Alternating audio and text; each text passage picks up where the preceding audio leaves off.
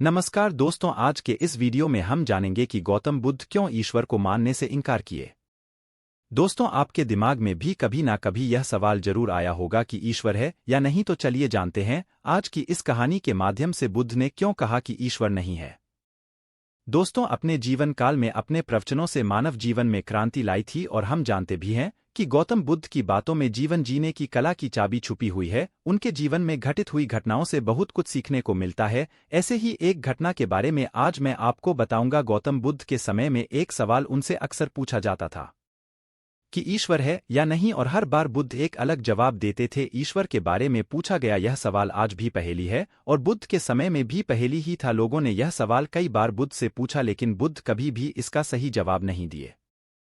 एक बार की बात है, एक ज्ञानी पंडित गौतम बुद्ध का प्रवचन सुनने आया करता था और वह पंडित उनकी बातों से सहमत भी था। वह मानता था कि गौतम बुद्ध एक ज्ञानी पुरुष हैं। एक बार बुद्ध ध्यान की मुद्रा में बैठे हुए थे और वह व्यक्ति उनके पास गया और उनसे पूछा कि बुद्ध, कृपया आप मुझे बताएं कि ईश्वर है या नहीं। मेरी आपसे प्रार्थना है कि आप मेरे सवाल का मुझे सही जवाब दें। बुद्ध के बारे में यह कहा जाता है कि वह कभी भी किसी भी प्रश्न का सीधा जवाब नहीं देते थे।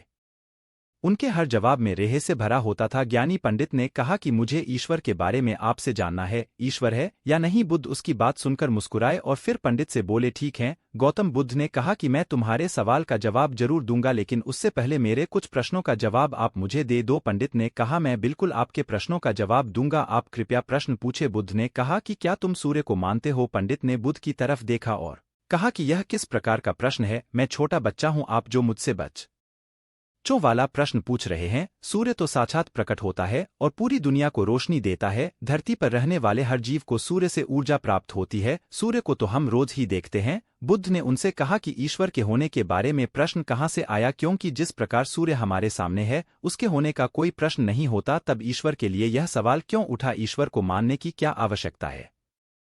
इसका मतलब तो यह हुआ कि आपके मन में कहीं न कहीं ईश्वर के प्रति संदेह है, क्योंकि ईश्वर सूर्य की तरह आपके सामने नहीं है। आप ईश्वर को भी बुद्धि से ढूंढने के लिए निकले हो और बुद्धि केवल उन्हीं बातों को मानती है जो उसके सामने दिखाई देता है, और ईश्वर कभी भी आपको प्रत्यक्ष रूप में सामने दिखाई नहीं देगा। अगर दिख जाए तो वह ईश्वर नहीं होगा। गौतम बुद्ध ने कहा कि तुम ईश्वर को मानते हो या नहीं? असल में यह प्रश्न ही गलत है और गलत प्रश्न का सही उत्तर कैसे दिया जा सकता है? इसलिए अगर इस गलत प्रश्न के पूछे जाने पर और अगर किसी के उत्तर दिए जाने पर तो वह उत्तर भी इस प्रश्न की तरह ही गलत होगा।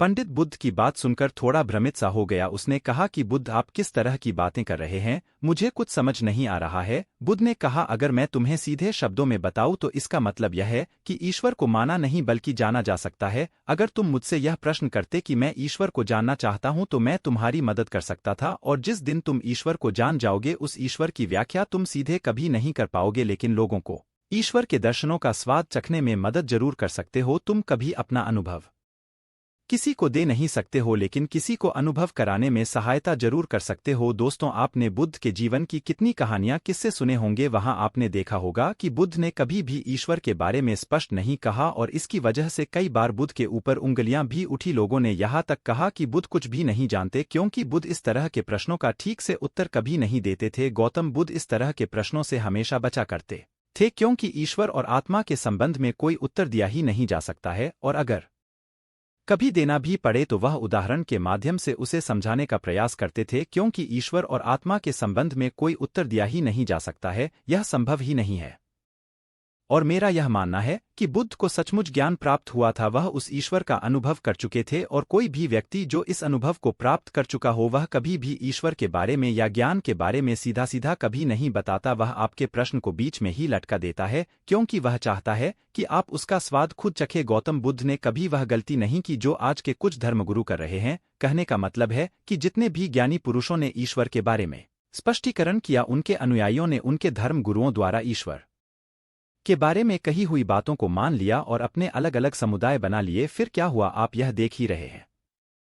अगर बुद्ध ईश्वर के बारे में सीधे सीधे कह दे तो भीड़ आसानी से उनकी बात मान जाएगी और ऐसे ही हमने धरती पर ना जाने कितने ही ईश्वर और भगवान को जन्म दे दिया है। ऐसा लगता है कि ईश्वर ने मनुष्य को नहीं बनाया बल्कि मनुष्य ने ईश्वर को पैदा किया है। तो दोस्तों, गौतम बुद्ध की कहानी से हमें क्या शिक्षा मिलती है कि भगवान को मानना नहीं बल्कि जानना चाहिए और उसका अनुभव लेना चाहिए। ईश्वर को जानने के लिए सिर्फ एक ही रास्ता है और वह है ध्यान। ध्यान में जितनी गहराई से जाओगे उतना ही तुम्हारा ईश्वर के प्रति अनुभव होता चला जाएगा और तुम्हारे सभी प्रश्नों के उत्तर भी तुम्हें मिल जाएंगे।